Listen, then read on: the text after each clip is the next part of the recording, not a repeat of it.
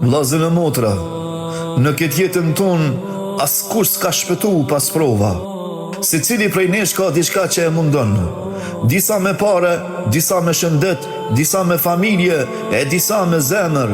Por mos haro, kjo është jeta. Allahu nuk e ka kriju për me qenë e lehtë, po për me na sprovu kush beson vërtet. Allahu në Kur'an thotë: a mendoni se do të hynin në xhenet pa u sprovu?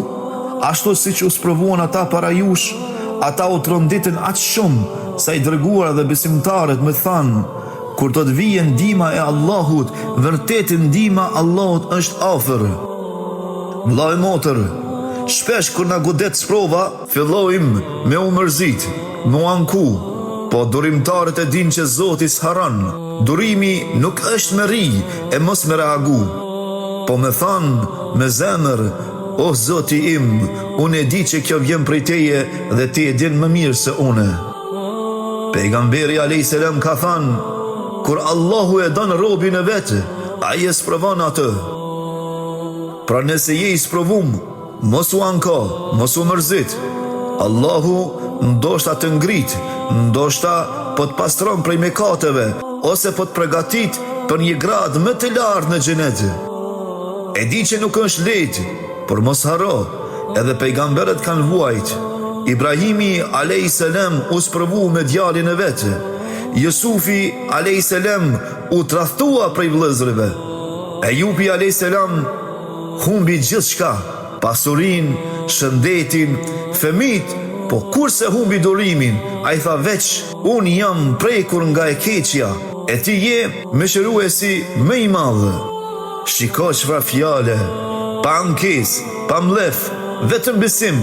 Ky është shembull për neve, që kur na sprovon jeta, mos mu lig, po me u afru më shumë te Zoti. Allahu thot përsëri në Kur'an: Allahu është me durimtarët. Kjo fjalë është e madhe, vllazën e motër. Allahu s'thot për durimtarët, po me ta. Do me thonë, kur ti duron, Allahu është me ty, jo larg, jo në qiell, po me ty në sprovat e tua. Kur s'te kupton familja, kur ta kthen shpinën shoku, kur zemra është thy, Allahu është aty, të sheh, të dëgjon. Ai thot: duro se ndihma ime është afër. Pejgamberi a.s. ka thënë: asnjë smundje, asnjë trishtim, asnjë dhimbje, mandje asnjë gjem që e shpon besimtarin nuk i ndodh përveç se Allahu ja shlyn mëkatet përmes saj.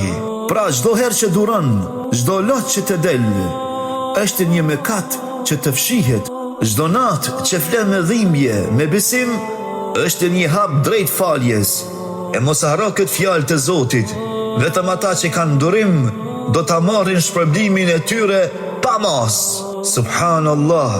Pa mas, do me thonë pa kufi. Durimi nuk shpërblehet me numra, po me xhenet.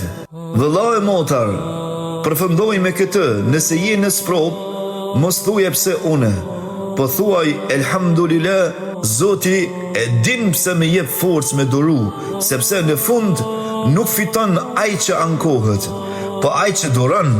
E kur të përballosh sprovat me besim, do e ndihesh që Zoti ka qenë me ty në çdo hap.